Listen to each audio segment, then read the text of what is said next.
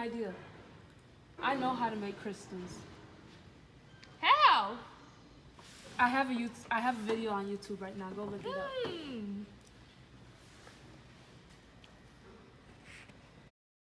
First, starting off with the copper 2 sulfate crystal, you'll need a hot plate, at least 2 beakers, a glass stirring rod, 64 grams of copper 2 sulfate, hot hands for safety, a glass lid, and distilled water. Once all the materials are ready, turn on the hot plate to a low or medium setting.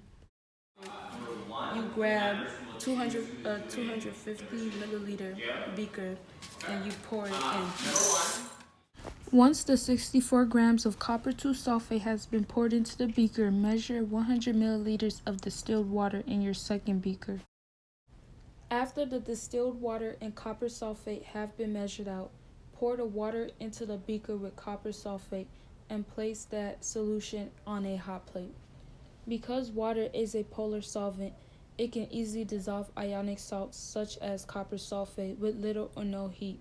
The polarity of water leads to the positive ions of copper being attracted to the partially negative charged oxygen atoms, and the sulfate ions being attracted to the partially positive charged hydrogen atoms.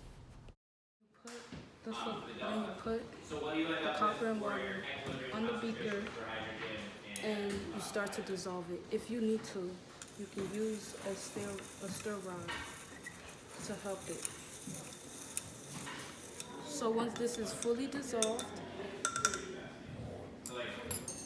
you grab a couple pieces of copper sulfate from the stock and you add it to the solution, and then you use a watch glass and cover it.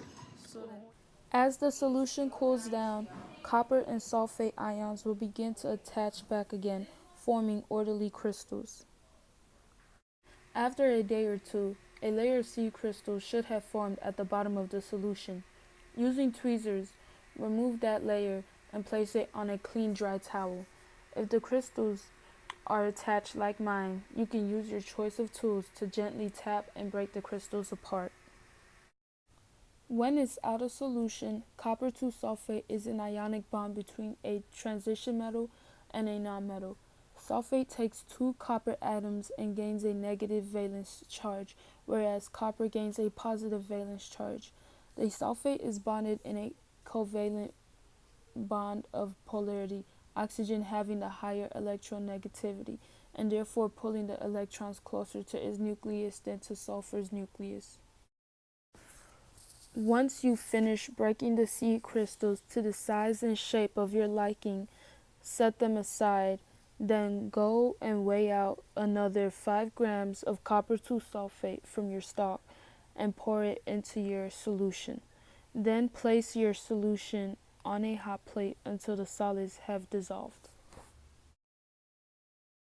While your growing solution is cooling off, tie your seed crystal onto one end of a thread, then loop the other end of that thread through an index card. Then place that index card on top of your beaker with the seed crystal hanging at least an inch above the bottom. Once that is done, place a lid on top of your beaker, allowing your crystal between a couple of days to weeks to grow.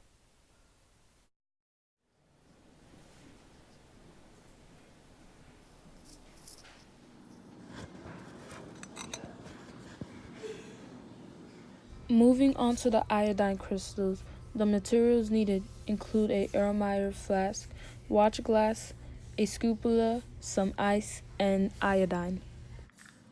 So, in this process, take a very little amount of iodine and place it into the flask.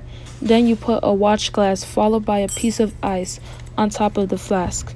Once that is done, place the entire thing on top of a hot plate.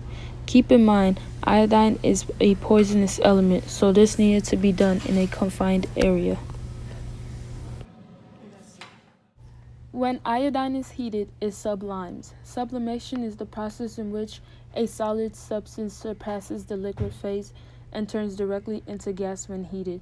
Although atoms within an iodine molecule pull closely together by a covalent bond, the molecules have very weak interactions with each other, which is also known as London dispersion forces. Due to the fragility of these intermolecular forces, iodine crystals break down easily when heated and break into a thick purple-colored vapor. After the iodine has turned into gas, turn off the hot plate and remove the flask, disposing of the melted ice on top of the watch glass. As you can see, when iodine in its gas state hits the cool surface of the watch glass, it turns into a solid crystallized form.